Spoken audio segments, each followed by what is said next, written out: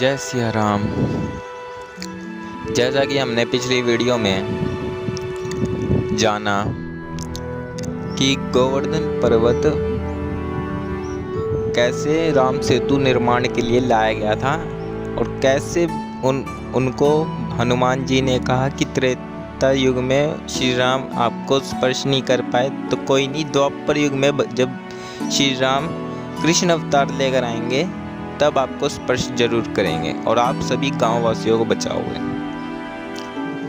तो इसकी कथा अब शुरू होती है कि जब गोवर्धन पर्वत जब एक टाइम ऐसा आया था जब पूरे वृंदावन में गोवर्धन पर्वत ऐसा नहीं कि भाई एक ही जगह था। उस समय गोवर्धन बहुत बड़ा था, उसका विस्तार कई राज्यों तक भी था या कई गांवों तक, तो मथुरा तक भी जाता था, वो वृंदावन तक भी जाता था, उसका कुछ हिस्सा गोकुल में भी हुआ करता था। तो जब एक समय ऐसा था कि पूरा वहां पे अकाल पड़ गया था, सूखा पड़ गया था, गौ माताओं को चरने के लिए घास तक नहीं थी।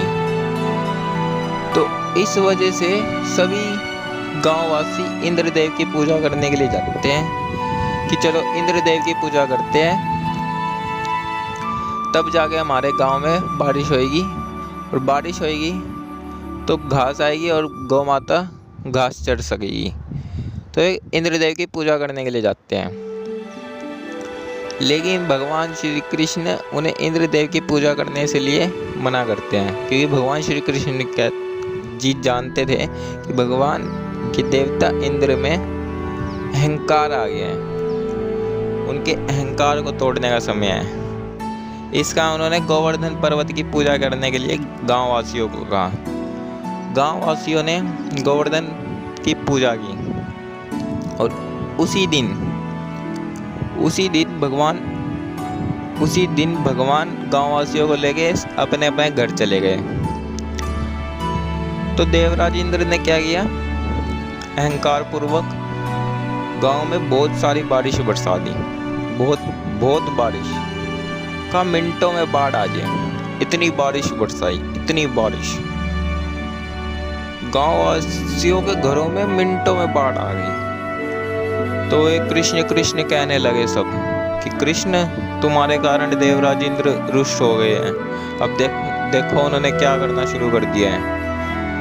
तो भगवान श्री कृष्ण क्या कहते हैं कि भाई चिंता मत करो, जिस पर्वत की हमने पूजा की है वही पर्वत हमें बचाएगा। अब समझ रहे हो ना? तो उस पर्वत की तरफ चलते हैं।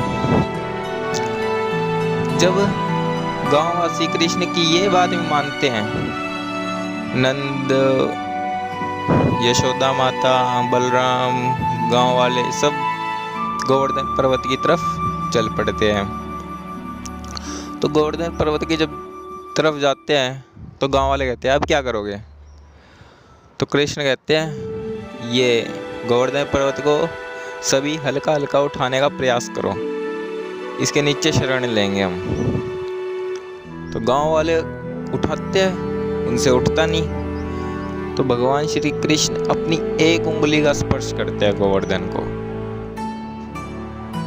स्पर्श करते ही वो गोवर्धन पर्वत बिल्कुल हल्का हो जाता है, जैसे राम सेतु के पत्थर बिल्कुल हल्के हो जाते थे ना, कि वे पानी में भी तैर गए, इतने हल्के हो गए थे वे। वैसे ही भगवान श्री कृष्ण के स्पर्श करने से वो गोवर्धन पर्वत बिल्कुल हल्का हो गया। तो सभी गांववासियों ने उठा लिया, श्री कृष्ण ने भी ऐसे एक उंगली से उठा लिया उसको, और ऐसे एक उंगली से उठा के खड़े रहे। गांववासियों का अपने लाठी वगैरह थोड़ा सहारा के लिए कर लो। वो तो गांववासियों का तो भानना था कि भाई तुम्हारी मदद भी है, भक्तों की तो मदद दिखाते ही है भगवान। बोले गांववासियों को में हल्का सा अहंकार आया कि भाई हाँ हमने पहाड़ उठा दिया, लेकिन भगवान श्री कृष्ण ने एक सेकंड मात्र के लिए अपनी उंगली हिलाई और उनकी सभी लाठियां टूटेगी। इशारा किया था कि तुम्हारा लाठी तो सिर्फ एक मात्र है, सिर्फ निमित्त मात्र है, उठाया तो मन ने है। तो भगवान श्री कृष्ण 7 दिनों तक गोवर्धन पर्वत उठाए रखे। जैसे 7 दिन गोवर्धन पर्वत उठाए रखे और वो इंद्रदेव 7 दिनों तक बारिश करता रहा कि भाई अब जाके आ रहेगा, अब जाके ये आ रहेगा। लेकिन वे भगवान थे, भगवान तो किसी से नहीं हार सकते। ऊपर से देवराज इंद्र का अहंकार तोड़ना था, इसका भगवान खड़े रहे और अपने भक्तों को भी बचाए रखा। गौ माता सभी गांववासी को शरण मिली वहाँ पे। तो भगवान श्री कृष्ण वहाँ 7 दिन तक खड़े रहे थे ना। तो उस समय 8 पैर होते हैं ना, 7 को 8 से करा तो 56 हुआ। इसका गांववासी भगवान श्री कृष्ण को गोवर्धन पर्वत के बाद 56 किस्म का प्रसाद चढ़ाते हैं, कहते हैं 56 भोज। इसका 56 भोज भी शुरू हुआ, अलग अलग किस्म का प्रसाद या भोजन। तो ये गोवर्धन पर्वत की पूजा इस वजह से भी शुरू हुई। बड़ी अच्छी कथा है ये, स्मरण मात्र करने से ही काफी आनंद मिलता है हृदय को। और गोवर्धन पर्वत की पूजा या उसकी परिक्रमा करने से बहुत आनंद भी मिलता है। और ये गोवर्धन पर्वत कोई आम पर्वत नहीं है, कहते हैं गोलोक का पर्वत है। ये गोलोक से आया है पृथ्वी पे। गोलोक पे तो ये काफी बड़ा है, लेकिन उसका कुछ मात्र हिस्सा इसका पृथ्वी पे आया है। इसीलिए इसको गोवर्धन पर्वत कहते हैं।